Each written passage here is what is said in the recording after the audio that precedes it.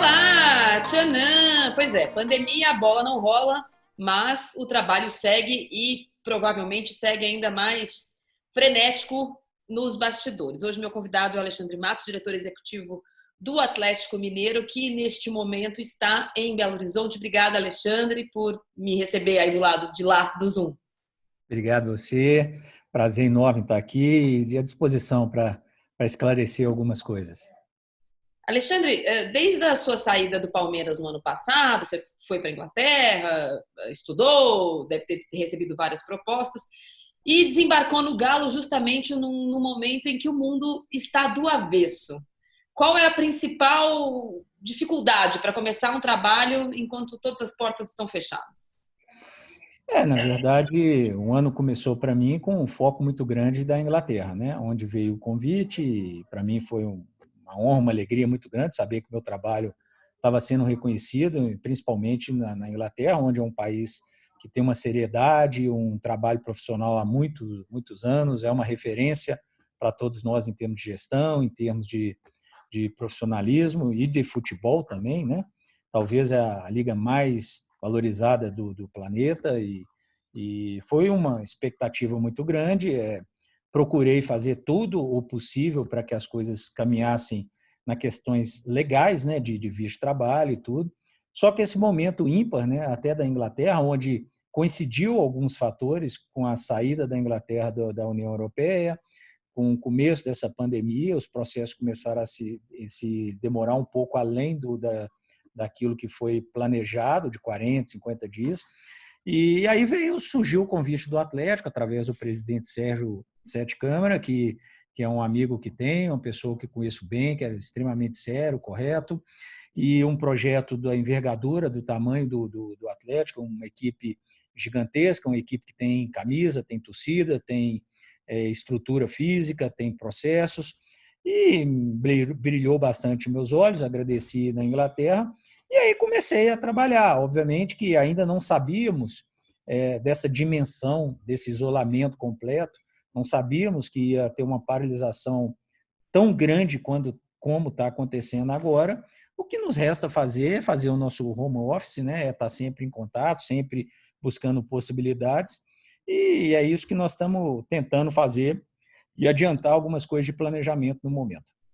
Alexandre, você falou sobre planejamento e diferentemente do que foram as últimas temporadas, né? À frente do Palmeiras, 15, 16, 17, 18, 19, é isso? Ou 16? Isso, 5 anos, 5 5 anos. anos. E anteriormente no Cruzeiro, você participou do planejamento. E agora você desembarcou aí com um planejamento feito para o ano de 2020, que está sendo refeito, obviamente, por motivos da pandemia.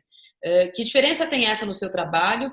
E se você enxerga alguma dificuldade extra por ter passado pelo Cruzeiro e estar agora no arquirrival? Sem dúvida alguma, a pandemia é uma situação ímpar no mundo, né? Acredito, para todos nós. Não à toa estamos aqui participando de uma live de casa, né? Eu na minha casa, você na sua. É uma situação ímpar, que, na verdade, a gente só vai ter uma noção das consequências dela pós-pandemia, e a gente não sabe quando vai acabar, e também o tempo que as consequências dela vão trazer de malefícios para nós todos, né? Como seres humanos e como profissionais. Sobre os trabalhos, sim, trabalhei em 3 projetos onde estava com dificuldades, né? Até me dá uma oportunidade aqui de dizer isso, né? Diferente de que muita gente prega, muita gente coloca, não sei se por desinformação ou talvez até por uma ineficácia de buscar a informação correta. Os 3 projetos no qual participei, o América, o Cruzeiro e o Palmeiras, anteriores ao Atlético, são projetos que estavam com dificuldades financeiras enormes, dificuldades técnicas também enormes. Por isso, até teve a oportunidade de eu começar minha carreira lá no América, que vivia um momento terrível, talvez o maior de sua história, em questões financeiras e técnicas, e acabou com um legado, o América numa primeira divisão, e até hoje claramente se vê alguns processos, algumas coisas que foram iniciadas lá atrás.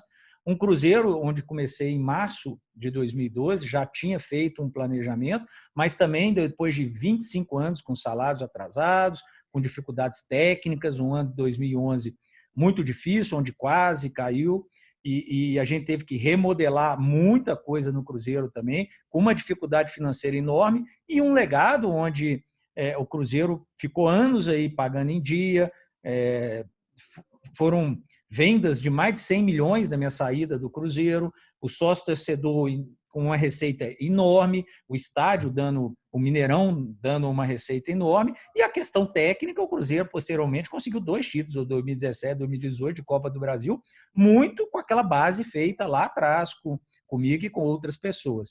E o Palmeiras, diferente do que as pessoas pregam, e a gente precisa lembrar muito disso, o Palmeiras começou em 2015, onde não tinha receita. Palmeiras tinha uma dívida com o ex-presidente Paulo Nobre de mais de 200 milhões. Palmeiras tinha uma dificuldade física, de estrutura física enorme. Técnica, então, nem se fala. 2014 quase foi rebaixado mais uma vez, né, na sua história.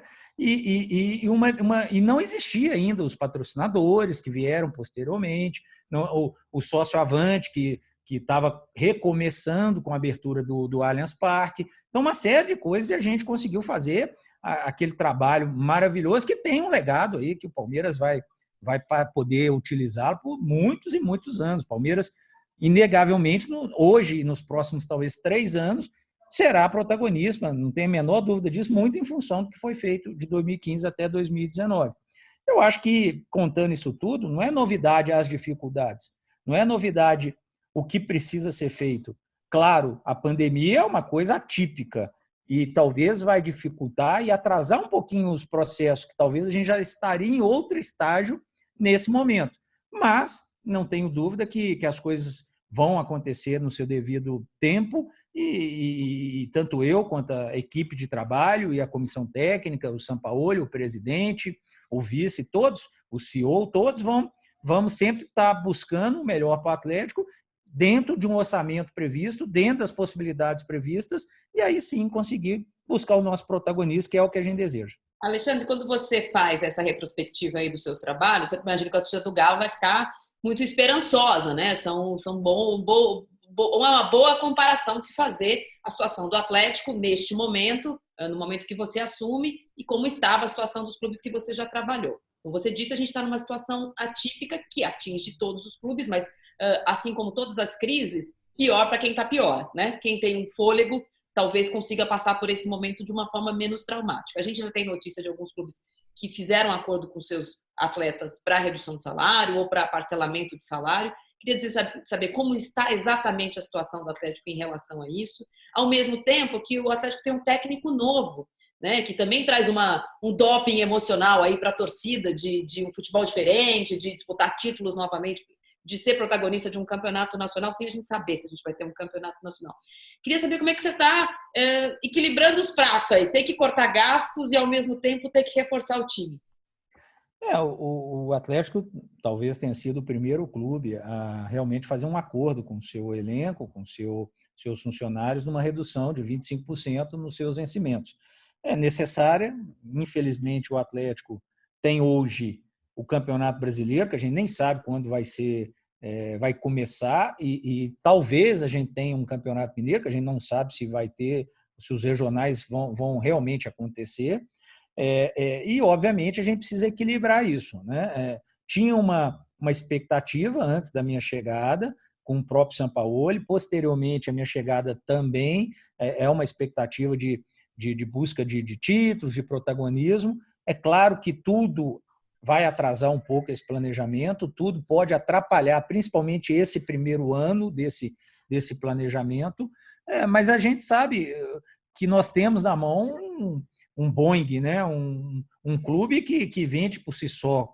Qualquer profissional deseja trabalhar aqui, qualquer profissional sabe da exposição positiva que dá num projeto sério e das pessoas que hoje estão aqui, encabeçada ali a comissão técnica pelo Sampaoli, o presidente, eu e todos que estão envolvidos. Então, acho que o Atlético, dentro da sua realidade, dentro das suas possibilidades, com a ajuda de pessoas que gostam e amam o clube, como os nossos investidores que já há algum tempo investem aqui dentro, estão proporcionando uma construção de uma arena, estão proporcionando alguns investimentos que já aconteceram até mesmo já dentro desse ano de 2020, Então, nós vamos equacionar e equilibrar tudo para aí sim a gente poder dar um time competitivo capaz de da gente, quem sabe, aí buscar títulos, que é o que o torcedor quer.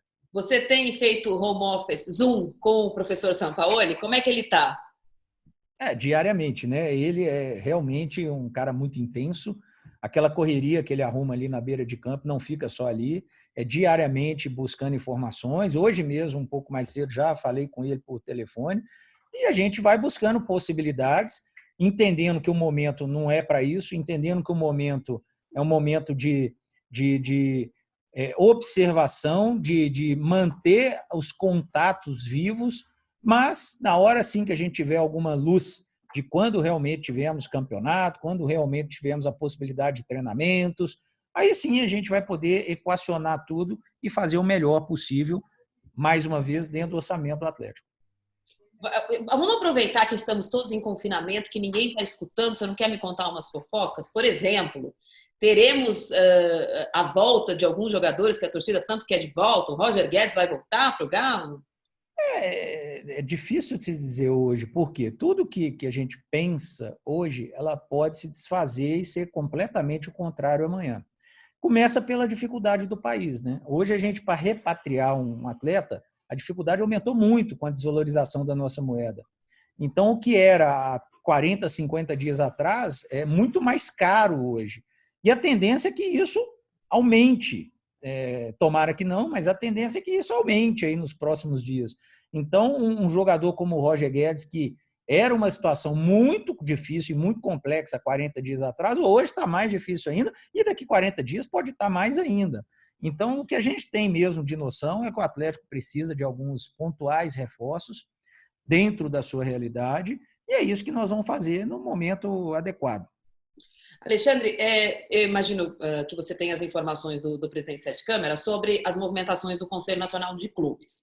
Há ainda um ambiente muito cinza sobre perspectiva, né? Inclusive em relação às diferenças das federações, né? O São Paulo está de um jeito, o Pernambuco está de outro jeito, o Amazonas, infelizmente, de um jeito ainda muito pior, ao mesmo tempo que a gente vê Santa Catarina se movimentando já para reabertura de várias coisas, inclusive retomada do futebol.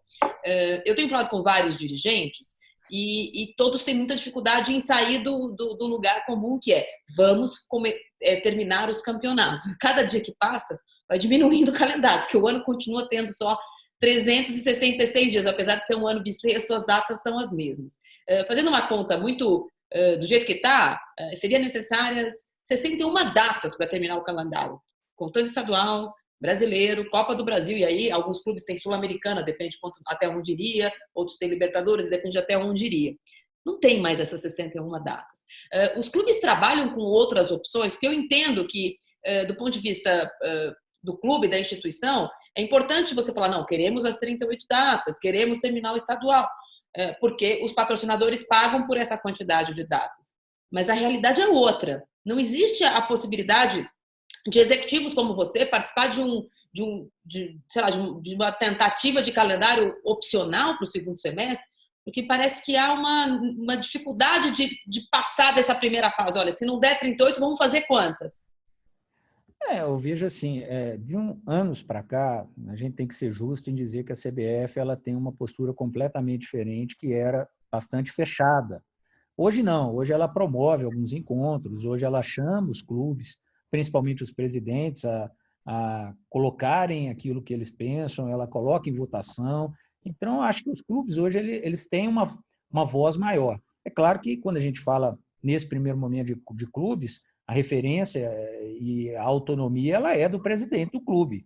Então, ela passa muito por isso. E como os presidentes têm mandatos, são estatutários, às vezes, alguns têm 1 ano, outros têm 2, outros têm 3. E a gente sabe que esse ciclo é talvez o maior dificultador de chegar no denominador em comum. Porque cada um realmente tem uma necessidade dentro do seu projeto. Tem um que está no último ano de mandato, ele tem uma necessidade. Tem outro que está começando o projeto, ele tem outra necessidade. Esse talvez seja o maior dificultador para ter uma voz única nos clubes. Talvez se fosse igual na própria Inglaterra, onde os donos, né, conseguem se planejar por 10 anos, por 15 anos, por 5 anos, não importa, talvez eles pensem um pouco mais igual, né? Aqui tem essa dificuldade E nós, executivos, que estamos ali nas funções profissionais, né, ainda não chegamos nesse ponto de sermos realmente aqueles que vão profissionalmente lá e tomam as decisões, falando em relação aos clubes, né, de uma maneira geral. Pode ser que um dia a gente avance para realmente ter os clubes e empresas e as coisas funcionam talvez um pouco mais profissionais dentro desse raciocínio. Mas o que a gente vê é uma dificuldade enorme, começa pelos estaduais, né? A gente sabe que a dificuldade aí talvez não é nem só as datas, que são 6 datas, talvez é mais o que os clubes menores, os clubes que não têm um calendário anual, eles estão se desmanchando. Então, aí entra um outro fator, que é a justiça técnica, né? Às vezes, um clube que era de um grau de nível técnico, ele vai se desfazer, ou não sei nem se vai conseguir jogar o campeonato, ou vai ter que jogar com uma equipe sub-20, alguma coisa assim. Não sei se isso traz um desequilíbrio técnico dentro da competição e se isso é justo. Talvez, se demorar muito ainda, aí vem o problema, a gente não sabe até quando vai isso, talvez os campeonatos estaduais vão passar por um momento de ter que tomar uma decisão drástica por esse fator. O Campeonato Brasileiro, aí eu enxergo da seguinte maneira, na minha opinião, é um campeonato que a gente lutou tanto para chegar nessa fórmula, que é uma fórmula que hoje, depois de 2003 até agora, passaram isso aí 17 anos, hoje a gente pode dizer que é uma fórmula de sucesso. Vamos lembrar que antes de 2003, diversas fórmulas passaram, diversos modelos, cada ano era um ano diferente. Eu acho que a gente não pode ter esse retrocesso e, se precisar, aí sim avançar para o 2021, numa situação ímpar, numa situação onde todos vão ter que ceder um pouco, encontrar um calendário para que a gente consiga fazer o nosso Campeonato Brasileiro, que, repito, hoje é uma fórmula de sucesso, hoje tem empresas no mundo que querem adquirir os direitos para passar lá fora exatamente pela organização, e a gente não pode perder ela, que seria um retrocesso enorme para todos nós. Não, eu obviamente concordo com o que você está. Nem é a minha fórmula preferida, não sou do fã-clube dos pontos corridos, mas entendo e respeito os argumentos da manutenção e da necessidade dos clubes manterem um calendário mais longo, uma exposição maior das suas marcas. Eu brinquei com o Walter Feldman na semana passada, na entrevista que eu fiz com ele, que no meu campeonato de botão 2020, dada a pandemia, dada que eu estou em home office, meus filhos estão em casa, então eu não estou com o mesmo tempo de antes, em vez de ter 38 rodadas ida e volta, já que eu só estou em casa, a gente vai fazer só 19, porque não dá tempo, não vai dar para terminar. Eu perguntei para o Walter Feldman, do ponto de vista profissional, se faz sentido esportivo, por exemplo, jogos de ida e volta.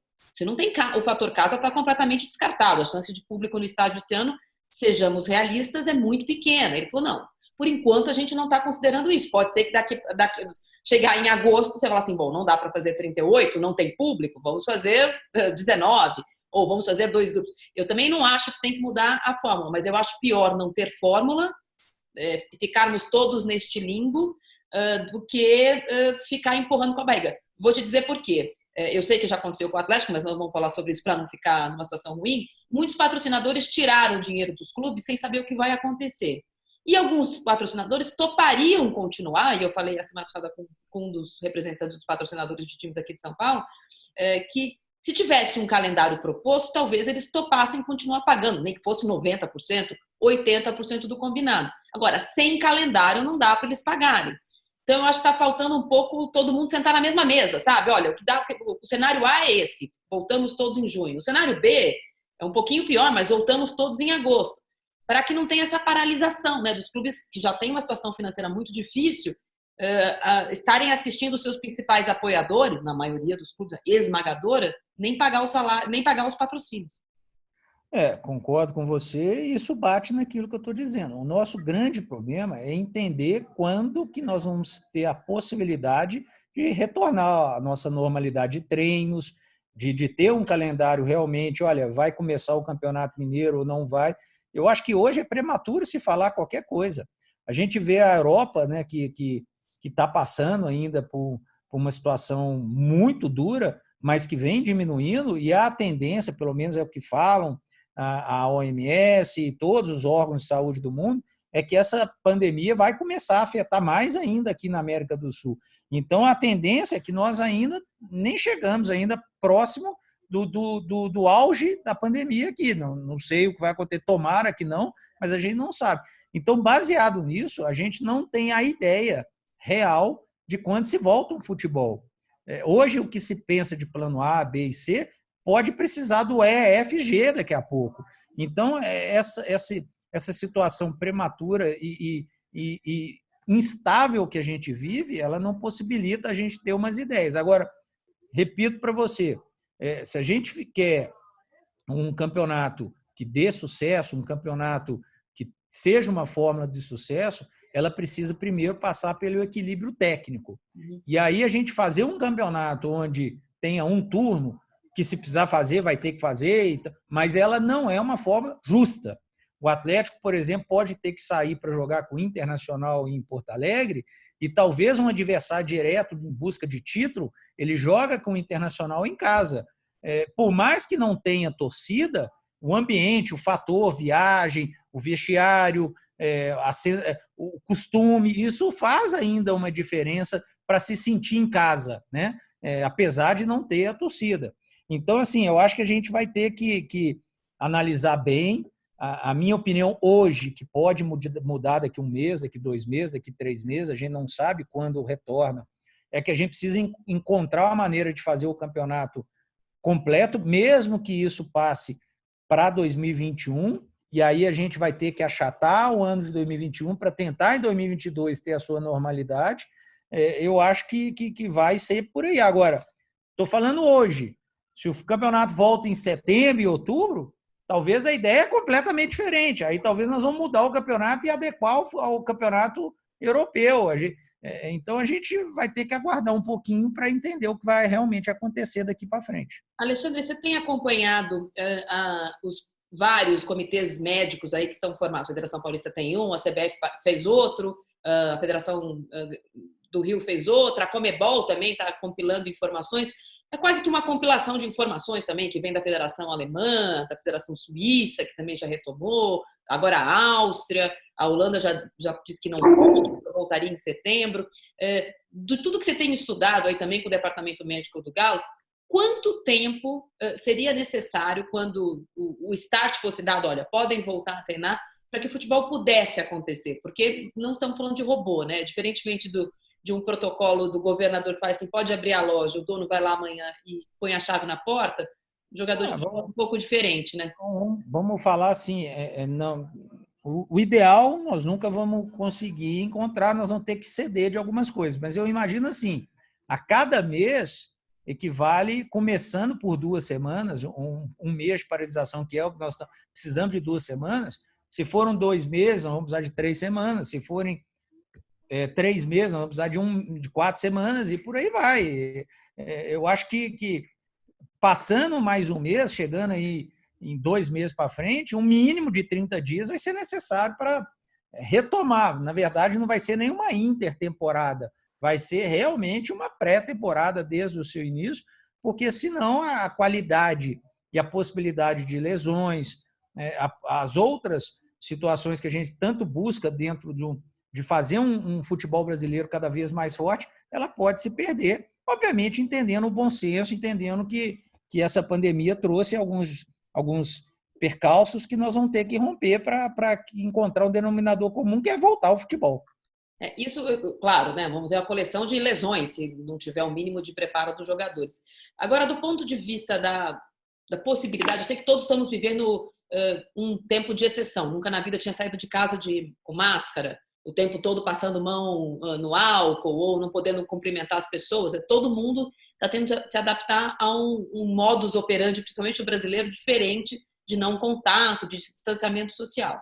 Mas o futebol é um esporte de contato. E em todos esses protocolos, eu pude ler aqui o de São Paulo longamente, né, com detalhes, eles falam no retorno do treino em grupos de jogadores, os jogadores teriam que chegar com a roupa do treino, levar e lavar em casa, isso para poder retomar algum tipo de atividade. Isso, como diretor executivo de futebol, isso é possível? Porque nós estamos falando de um esporte de alto rendimento e um esporte de contato. O Atlético certamente teria função em 3 turnos para receber 10 jogadores, 10 de manhã, 10 à tarde, 10 à noite. Teria como controlar essa entrada e saída do CT? Como é que, como diretor executivo, você enxerga isso? Controlar a entrada e saída, sim. Eu vejo que o futebol é um esporte coletivo. E para você buscar esse esporte coletivo, fazer com que a coletividade ela funcione, você precisa de todo mundo junto. Não tem como, né? Como é que o Sampaoli vai treinar grupos de 10? Sabe, contra quem? Ele vai levar um time que ele considera titular, mas ele vai treinar contra quem? Sozinho? Sabe? Então, mas vão ser adaptações necessárias no início, mas vai chegar um ponto que todo mundo vai ter que saber que tem um risco. Vai chegar um ponto que todo mundo vai ter, e aí é o papel nosso e também da imprensa e de todos os críticos e de toda a mídia em geral, de todas as pessoas do governo, entender que daqui a pouco pode sair uma notícia, olha, voltaram os treinos, quem sabe até os jogos, e um jogador de um time, ele tá com coronavírus e espalhou isso lá. E nós vamos ter que entender que esse risco faz parte, né? Talvez um repórter que vai acompanhar um jogo, aí a gente vai entender como é que vai ser essa entrada no estádio, mas pode acontecer que ele é assintomático e ele transmita alguma coisa para alguém e isso não pode ser um caos. A gente, tá vendo, não podia voltar. Não. Eu acho que na hora que definir o retorno, todo mundo tem que dar a mão, entender que os riscos eles vão continuar, isso não só no futebol, na hora que abrir o comércio, na hora que abrir, sei lá, as igrejas, a academia, vão ter os riscos, por mais que as pessoas tomem cuidado, use a sua máscara, lave as mãos, evite um contato. No caso do futebol, como você mesmo disse, não tem como evitar o contato, principalmente ali no jogo e tudo. Por mais que você queira colocar situações do dia a dia, o contato é inevitável, não tem como, e isso pode acarretar aí algumas aparições de problemas com esse vírus ainda, que a gente sabe que só vai ter um fim quando descobrirem a cura, quando descobrirem uma vacina. Aí sim nós vamos ter o fim disso, e tomara que isso não demore muito. Acho que todos vão ter que compreender o que vai vir pela frente, tentar minimizar o máximo possível os riscos, sim, mas sabendo que é inevitável que possa acontecer alguns problemas e a gente vai ter que superar eles juntos. Eu achei, obviamente que a gente tem que dar risada de vez em quando, né? Porque senão vamos todos explodir em casa. Mas entre as coisas que o Dr. Moisés Cohen falou, assim, ele falou, a gente vai pedir para os jogadores não comemorarem juntos quando acontecer gols. Eu falei, no meu time tá até fácil, a gente está fazendo pouco gol. Talvez esse não seja um problema no Corinthians, por exemplo.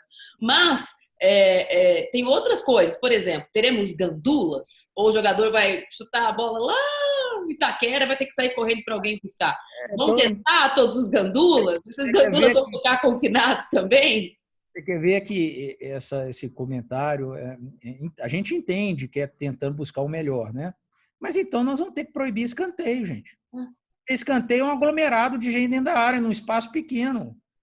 Vamos preocupar com a comemoração, mas e o escanteio? Como é que nós vamos fazer? O jogador vai bater uma bola, você tem ali dentro de uma área 15, 16 juntos num pequeno espaço. O que adianta, talvez, não comemorar e está todo mundo ali? E ali dentro da área a gente sabe que tem um contato, tem uma garra, tem... sabe? Não, é inevitável isso, é inevitável. Então, ou volta sabendo que os riscos podem acontecer, e aí não é ficar com essas coisinhas de não pode comemorar, mas do escanteio está todo mundo junto do mesmo jeito. E ali no banco de reserva, como é que vai ser? Nós vamos ter que adequar, nós vamos ter que espaçar os jogadores. O banco de reserva, então, vai ser uma linha inteira ali, sabe? O auxiliar não vai poder falar. A bancada vai estar vazia, põe os reservas na arquibancada. O auxiliar não vai poder chegar ali e falar alguma coisa com o treinador. O médico, quando tem algum jogador que precisa de atendimento, geralmente entra um médico, entra um fisioterapeuta. O médico, então, não vai poder entrar para falar ali, porque ele vai aglomerar 4, 5 pessoas juntos. Não pode barreira. Exatamente, não vai poder ter uma barreira. Então, nós vamos ter que mudar a regra do futebol. Então, assim, eu acho que isso é importante, as pessoas estão criando ideias, e quando se cria ideias, a gente começa a ter soluções, mas a gente vai ter que entender que é impossível se voltar à prática do futebol que tenha contato, que tenha uma aglomeração mesmo, que seja ali só dos atletas. Isso vai acontecer e os riscos de se pegar esse vírus é inevitável. Não tem, até ter a cura é inevitável. A gente está acabando, mas eu preciso te perguntar isso porque é uma notícia do dia, né? até para poder retornar. A gente tem que pensar também, a gente faz comparações com o futebol europeu, eles estão terminando a temporada dele. Na teoria, nós estamos começando a nossa. Nosso problema está um pouquinho maior. Mas, de qualquer forma, por exemplo, a Alemanha, para retorno do campeonato, fixou lá, fez uma conta, especialistas, dizendo que dentro do estádio vão poder estar apenas 323 pessoas, com distanciamento tal, não vai poder isso, não vai poder aquilo. Por exemplo, os gandulas, eles estão testando em massa. Uma das coisas que está no protocolo é que os clubes banquem esses testes em massa. Mas aí a conta é difícil de fazer, porque, por exemplo, quantas pessoas frequentam a cidade do Galo? E quantas pessoas vivem nas casas dessas pessoas que frequentam a cidade do Galo? Então, do ponto de vista da realidade, fica parecendo, tudo bem, vão testar os jogadores. Sim, mas os jogadores moram com pessoas, os jogadores vão na padaria, os jogadores compram remédio se eles precisarem. Hoje o Atlético poderia testar quem? A comissão técnica e os jogadores. E o resto todo? Não, eu acho que, como você mesmo disse, não adianta testar, vamos excluir aqui jogadores e comissão técnica, eles são intocáveis, eles são super-humanos, né? Que não é assim. A gente pode diminuir a quantidade de gente na Cidade do Galo, sim. Aliás, isso já estava sendo feito, mesmo antes de fechar tudo. A gente pode diminuir uma comissão técnica, sim, mas todos que estiverem participando diariamente precisarão ser testados. Todos precisarão ser monitorados, né? Como você mesmo disse, as famílias dos jogadores, talvez a gente vai precisar ter que testar também, vai ter que precisar de uma conscientização muito grande de todos, inclusive das famílias, né? Não adianta o jogador estar ali no Estado do Galo, a gente criando um protocolo, as famílias ali enclausuladas, todo mundo no confinamento, e de repente vem um parente aí de uma outra cidade, e esse parente traz um problema para a família, que traz um problema para o jogador, que vai trazer um problema para o grupo. Então, assim, a conscientização de todos vão ser fundamentais, mas os riscos vão continuar. Mas os testes precisaram ser abrangentes, mas todos ainda vão estar próximos de um vírus, não tem como, hoje a gente está falando aqui, a gente sabe das proximidades, então é bem complexo isso tudo. Eu vou te fazer uma pergunta que ainda ninguém conseguiu me responder, mas eu estou esperançosa que vai ser você, hein? Não vou precisar para perguntar de Não gente. é com pressão, não. Pressão eu já tenho de torcida, de imprensa. Mas então você já está acostumado. A pergunta que eu tenho para fazer, ela é complicada, porque de quem é a responsabilidade? Como você mesmo disse, se acontecer, não vai poder ter um tsunami de críticas de que, olha, o futebol voltou antes da hora. Eu entendo. Agora, do ponto de vista jurídico, vamos supor que o Marília Esporte Clube voltou às atividades, voltou o campeonato, teve a primeira rodada, e aí um jogador apareceu doente e na semana seguinte 7 estão doentes. Esse time não tem condição de jogar. Para o campeonato inteiro, para só os jogos do Marília Esporte Clube, o Marília é tirado do campeonato, porque do ponto de vista jurídico, quando todo mundo entrar em campo, está todo mundo correndo risco. Mas e quando aparecer um time com jogadores contaminados, o que acontece com esse time? Vira um pária da sociedade? É uma situação realmente difícil de se responder, porque ela é única. E quando é única, ninguém sabe, ninguém tem um passado para analisar. Opa, já aconteceu isso e a minha opinião, na hora que definir o retorno das atividades, o retorno dos jogos, não tem que parar mais. Aí, desculpa, cada um vai ter que ir para o risco, e se o atleta tiver 12 jogadores infectados, esses 12 jogadores estão fora até resolverem, até ficarem bem, e nós vamos ter que jogar com aquilo que a gente tem. Talvez, já baseado nisso, nós vamos ter que abrir um pouco essas inscrições, e olha, se acontecer alguma coisa, você vai ter que atuar com o seu sub-20 e o seu sub-20 está liberado para jogar. Olha, se você contratar um jogador de última hora, a burocracia para esse cara estar em condição, ela precisa ser menor. Agora, a partir do momento que entrar essa liberação e a gente dar a mão e todos entender que a gente está indo para uma situação de risco, por menor que ele seja, mas de risco, todos vão ter que estar cientes que isso pode acontecer. E o Flamengo, por exemplo, tem um baita time, ter 15 jogadores fora, e ele vai ter que jogar, e vai ter que jogar contra o Atlético aqui, ou contra o Palmeiras, ou contra o Corinthians, e vai ter que ajudar a jogar, e não há o que se fazer. É um risco que todos vão estar por dentro, e nós vamos ter que, antes de acontecer, levantar essas situações e todos entenderem e concordarem com o desenrolar do que vai acontecer pela frente.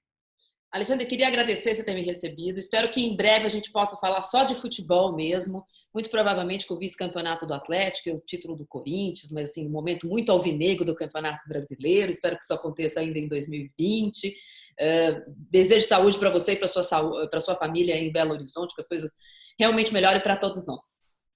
Muito obrigado aí, muito boa, parabéns aí pelo trabalho, muito boa a live e sempre à disposição e com certeza galão na cabeça. Viva os alvinegros, né? Pessoas com bom gosto, né? Elas usam preto e branco. Obrigada, Alexandre. Bom trabalho para você. Obrigado a você. Um abraço. Uau!